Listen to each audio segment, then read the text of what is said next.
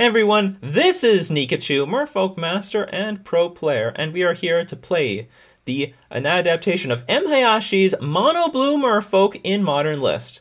But before we get into that, we're going to thank our sponsor, themanabase.com. And if you want to learn about The Long Road by Ben, you go check out his Rants of Valakut only on themanabase.com. Your home base for everything Magic the Gathering.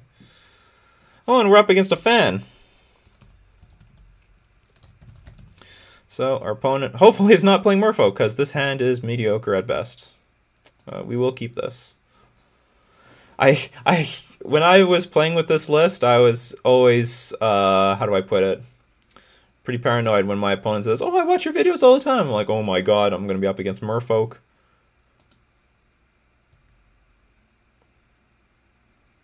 So let's see what this deck can do. Alright, so it's not Merfolk. Or it's very unlikely to be. We're up against Dredge. It's too bad. I was hoping to see a Goblin guy, to be honest, when I saw that mountain. Do I use Dismember here? Does that do anything? Discard a card, sacrifice. Our opponent mulliganed. Whatever. I think we're gonna keep this as it is, and I am gonna play Chalice of the Void. It hurts the dredging a lot, so we're up. I'm pretty sure we're up against Dredge. Cuts off Faithless Looting. Cuts off Insolent Neonate. Okay, so I'm gonna dismember this Insolent Neonate. If they're not sacrificing it, that means they don't have a Dredger, or at least I don't think they have a Dredger.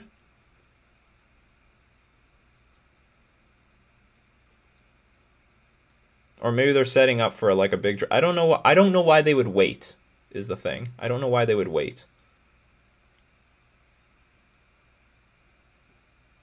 They're in an awkward spot. Chalice of the Void is fine against Dredge on the play. Not fine on the draw.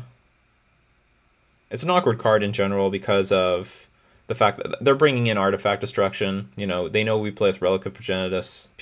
Millions of people play with Grafdigger's Cage, so they have to bring in some sort of artifact hate. Flamewake Phoenix. Oh, is this Hollowed One? Oh, it's Hollowed One. So this card is actually even better against Hollowed One. Against Hollowed One Aggro, it just crushes this deck. It's very good. Hollowed One, I don't care. Flamewake Phoenix, I care. So the clock is on. So hopefully we draw a land so we can stay on curve. All right. Let's start. We'll play, I think, Master of the Pearl Trident. And the reason for that is that if we draw a land next turn, let's say we draw an island, we can play Silvergill Adept and Lord of Atlantis at the same time, whereas if we play Silvergill Adept right now, we can't empty our hand next turn. I'm very likely to kill this Hollowed One. So a lot of their spells are turned off thanks to the Chalice of the Void. Burning Inquiry, that 1/2 with Menace creature. What else? A lot of thingamabobs. Reckless Bushwhacker. So we are... It just has haste itself. That's it. Okay. So I'm going to take 8 damage here. If I understand this correctly. So let's take 8. Yeah, I got to keep this Master of the Pearl Trident on the board. We need it. We need it. Well, there's our land, but I'm going to be able to cast everything that we want it to. And it would be nice if we start blocking things. On the other hand, it would be nice if we just win the game. So if I attack for 7, if I play Lord of Atlantis, we can attack for 7, put our opponent down to 9, and then we have Spreading Seas and we can Island Walk for the win. So that seems like a plan. That seems like a plan that can win the game. I do like that. Lightning Bolt shut off by Chalice of the Void. Those are all good things. So this is one of the this is one of the matchups where I thought, well, Chalice of the Void makes it look like it's in really good position to win. So Burning Tree Emissary, we might see another Reckless Bushwhacker. Maybe the tables will be turned on us and we'll lose. Vengevine. So we can take 8. Or 6, that's fine. Opponent's going to go on the blocking plan. But the blocking plan won't work, of course. Because of this!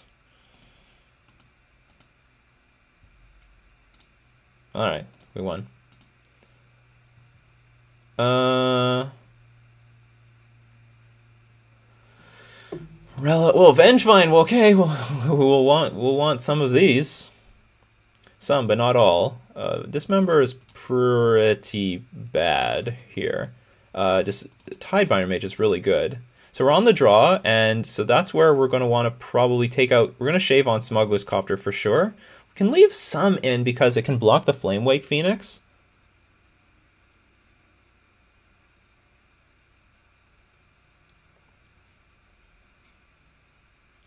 We'll take out one Chalice of the Void on the draw, especially since we're bringing in Relic. How good is Deprive? Deprive is not amazing.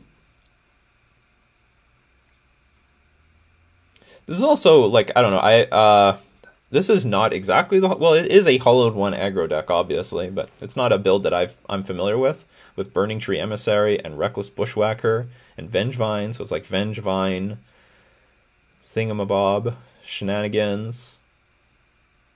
I guess this is okay. It's okay, we'll submit this. Actually, maybe we should have more things to do on turn 1. We have nothing to do on turn 1, so let's have more things to do on turn 1. Submit this. It doesn't look like it doesn't look like I want to bounce anything back to their hand. So Tidebinder Mages look great in this matchup. We'll keep this. No turn 1 play, but you know, whatever. There's Faithless Looting. A card that gets shut off by Chalice of the Void. I'll definitely bring the Chalice of the Voids back in on the play. Like, I'll have all of them. Oh, what is that? That is a great thing to see on turn 1, especially against this deck. They do bring in Artifact Destruction, or at least the last few Hollowed Ones I played against, they had hard Artifact Destruction.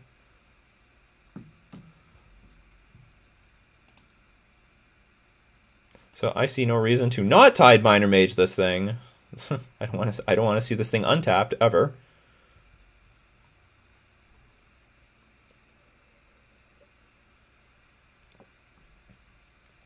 What you got? What you got? What are you doing? Flamewake Phoenix? Oh, Faithless Looting, that's fine.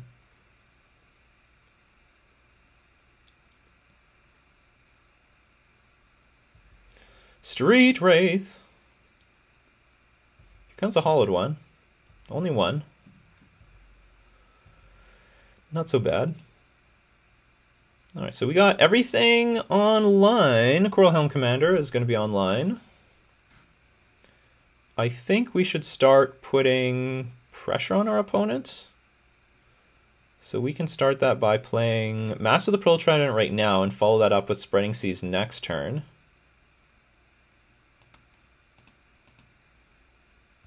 And we'll leave the Vial open for... we'll see what our opponent does, you know? We'll see what our opponent does. If they kill our Tidebinder Mage, we play Tidebinder Mage. If they attack with Hollowed One, we're going to bounce it back to their hand with Harbinger of the Tides. We're going to keep our options open, people.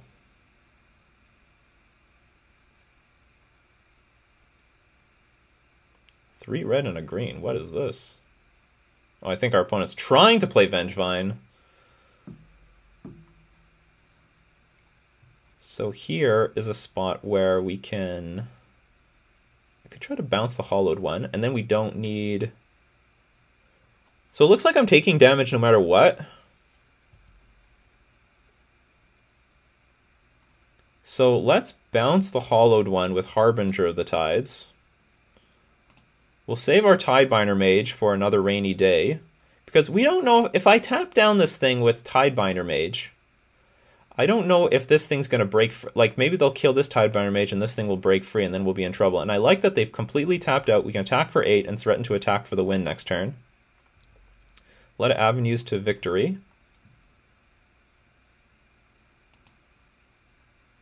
You know, another option. I didn't think about this. I could bounce it's the same amount of damage. I could bounce this back to their hand and they would have to cast it for 4 mana again, and that would guarantee victory. That could have been a cleaner play. So let's play. Is there any chance we can win this turn? No, there's no chance. Well, let's cast Silvergill Adept for information. Okay, I got information.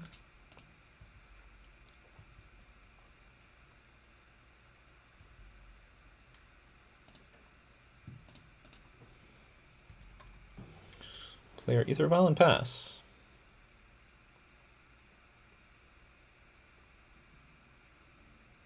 We might see Coral Helm take to the skies, people. We might see the Coral Helm take to the skies.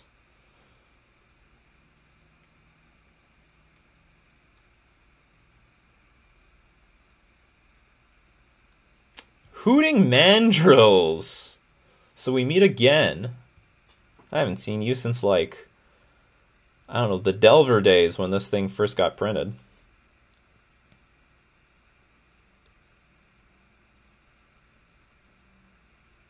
Reckless Bushwhacker, alright. You have nothing even close to lethal on the board.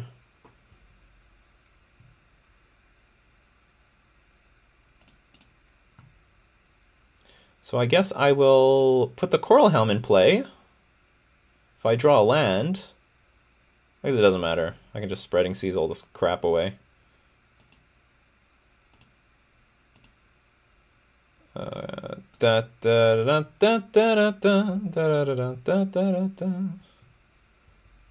this is lethal. I hope my opponent does not play Dismember. But if they do, I can flash in a Tidebinder Mage, tap stuff down, and that would be that. Yep. Yeah, we won that match. I think this build has a lot of game against the Hollowed One Aggro deck. We've got Tidebinder Mages, we have the Harbinger of the Tides, and on the play, Chalice of the Void is a beating. Maybe not this build specifically. Look, they got Hooting Mandrills, they have Reckless Bushwhacker, so they have less 1-drops than a traditional Hollowed One deck. They're replacing the Flame, the 1/2 with Menace. You discard cards, it gets pumped up. I don't see that in this list. They had to have replaced it for things like this. But, you know, builds like this make Chalice of the Void a little bit stronger. So, I would say... Oh, well, I forgot the lesson last time, because I was so crushed. Okay, so we missed one lesson. That's okay. We've got another lesson here. Tidebinder Mage is great. Tidebinder Mage, tap down. I would say, you know what? If we didn't tap down this Grim Lavamancer, we were probably going to lose the entire game. Like, it's easy to say, oh, this game was so easy. If we didn't tap this thing down, we would have worked so hard to win this game. I would have to have used Harbinger of the Tides to bounce it at least once, and we were pretty lucky to get like a Ether Vial on our draw step. But the real winner was Tidebinder Mage. Tidebinder still binds. Tidebinder binds. Tidebinder, one of my favorite cards in this deck. Oops. This is a D. Tidebinder Mage, in my opinion, is way better than Harbinger. Oh, I didn't even spell Tidebinder. Okay, we got what we have the eraser here. We're gonna erase things away. I'm gonna fix the mistakes.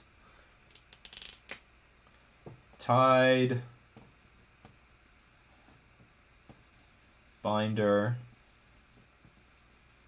Working on a new thing. Tidebinder. We can use up some space in the next row. Because it's almost like removal on a creature, like real removal. It's a 2-mana Flame Tongue Kavu. When it sticks, it's so impactful. again, it creates. Also, I could say that it creates a lot of free wins against mana dork decks. Like you tap down their Birds of Paradise or their Noble Hierarch or their Llanowar Elf. Maybe not that Llanowar Elf, but some sort of mana dork, and the game is just won. They had a plan of playing 3 drops on turn 2. That plan got stopped immediately by Tidebinder Mage, and they're so far behind. Not to mention, this is beating them in the face. So it's one of my favorite cards for the Merfolk toolbox. Unfortunately, it got so weak over the last year because of Affinity and Eldrazi Tron and all the Death and Taxes variants, including Eldrazi Taxes and then Death Shadow.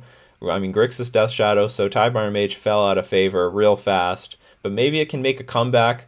If more of these decks start showing up, it's good news for Tidebinder Mage. And Jund is back, so maybe Tidebinder Mage can be back.